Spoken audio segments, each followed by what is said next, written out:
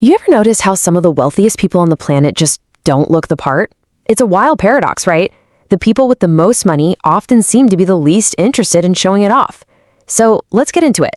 Why the person in a simple t-shirt might be secretly wealthier than the one decked out in luxury brands. So take a look at this.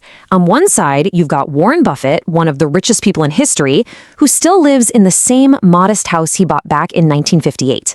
On the other side, you've got someone who looks the part, the fancy house, the sports car, the expensive watch, but in reality is drowning in debt.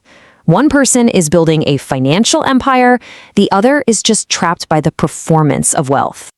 And that really brings us to the big question here. Why is there such a massive disconnect between looking wealthy and actually being wealthy? What do the truly rich understand that so many of us seem to miss? Well, let's break it down. Okay, so the problem really starts with a trap. It's this powerful illusion that keeps people earning more and more money but never actually getting any wealthier. It's this constant pressure to upgrade your life, and believe me, the cost is way, way higher than you think. It's something called the upgrade illusion. I mean, think about it. From movies to our Instagram feeds, we're basically trained to believe that the whole point of making more money is to spend more money. That a bigger paycheck has to mean a bigger house, a faster car, more exotic vacations. It's a performance of success, and it's incredibly convincing. And this isn't just a problem for regular folks. Even people who get these massive windfalls, like pro athletes, fall right into this trap. Get this. A staggering 78% of NFL players face bankruptcy or serious financial trouble just 2 years after they hang up their cleats. They had the income for sure, but their lifestyle just ate it all. And this quote just nails it. The mansions, the entourage, the whole fleet of supercars, that's not a picture of wealth being built. That is a picture of wealth being dismantled really, really quickly. It's a show, not a healthy balance sheet. So if that's the trap, how do the truly wealthy manage to avoid it? Well, it's because they're running on a completely different mental operating system. They just don't see money as a trophy to put on a shelf. For them, it's a tool to be used. And the cornerstone of this whole mindset is something called opportunity cost. It's not just about the money you spend today. No, it's about the future fortune that money could have become if you had invested it instead. Every single dollar you spend has this shadow cost, and it's usually enormous. Let's make this super real, okay? Imagine you get a raise at work, and you decide, you know what? I'm going to upgrade my car. The new payment is an extra $500 a month. Feels manageable, right? It's just a little piece of your new income. But what are you really spending? The sticker price, that's just the tip of the iceberg. The true cost is the massive future fortune you're giving up. It's the difference between sending that money off to a car company or putting that money to work for you in the market. So that manageable $500 a month, if you had invested it over 30 years, it could have grown to nearly $750,000. Wow, you didn't just buy a nicer car. You literally traded a massive chunk of your financial freedom for it. This difference in perspective really builds into two totally different mindsets. The consumer sees money as a token to be traded for stuff. The whole goal of income is just to spend it.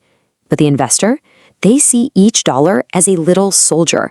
The goal of income is to deploy those soldiers, letting them go out and capture more territory for you through compounding. And it goes beyond just the financial cost.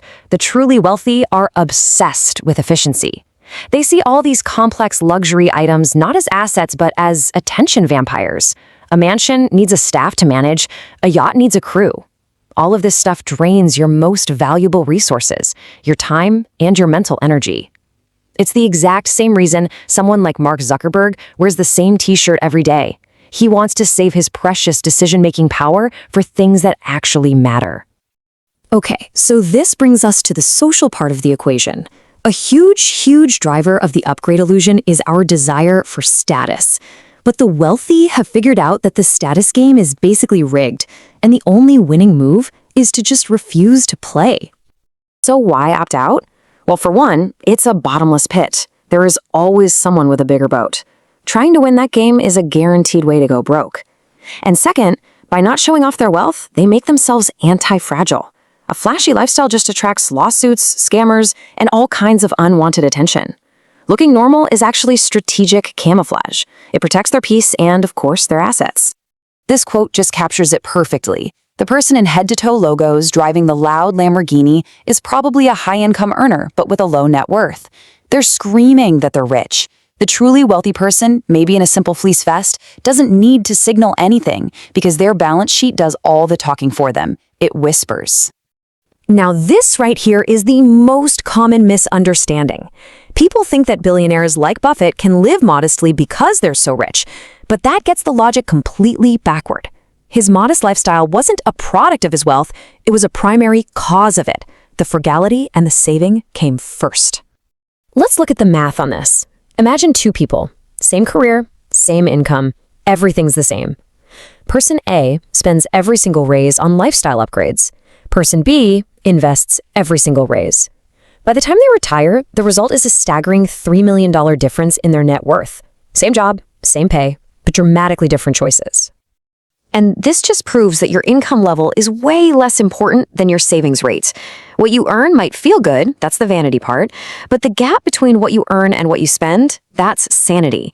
That gap is where all wealth is built. That gap is your power. Okay, so we've diagnosed the problem, we get the mindset. Now, how do we actually apply this to our own lives? Here is a simple, actionable blueprint for escaping that upgrade trap and building real, lasting freedom. First, you have to define what enough means for you, a baseline of comfort you can stick to. Second, automate your raises. Set it up so any new income is automatically invested before you even get a chance to spend it. Third, always calculate the true cost of an upgrade. Fourth, audit your ego spending. You got to be honest and ask yourself, am I buying this because I need it or to impress an audience? And fifth, curate your inputs. Choose your influences carefully and unfollow anyone who just makes you want more stuff. And to help with calculating that true cost, here's a simple mental shortcut. It's called the 173 rule. Just multiply any recurring monthly expense by 173. That's roughly what that money could be worth in 10 years if you invested it. All of a sudden, that $100 subscription isn't just $100 a month, it's a $17,000 decision. At the end of the day, the entire philosophy really boils down to this one idea. The world will always try to sell you the next version, the bigger model, the premium package. Resisting that pressure by knowing what is truly enough for you, that is the ultimate financial superpower. So I'll leave you with this question to think about. What is one planned upgrade, a new phone, a new car, a more expensive apartment, that you can delay for just one more year? Take that money, invest it, and feel the difference between the fleeting high of buying something new and the lasting power of ownership. That is how you stop looking rich and start getting wealthy.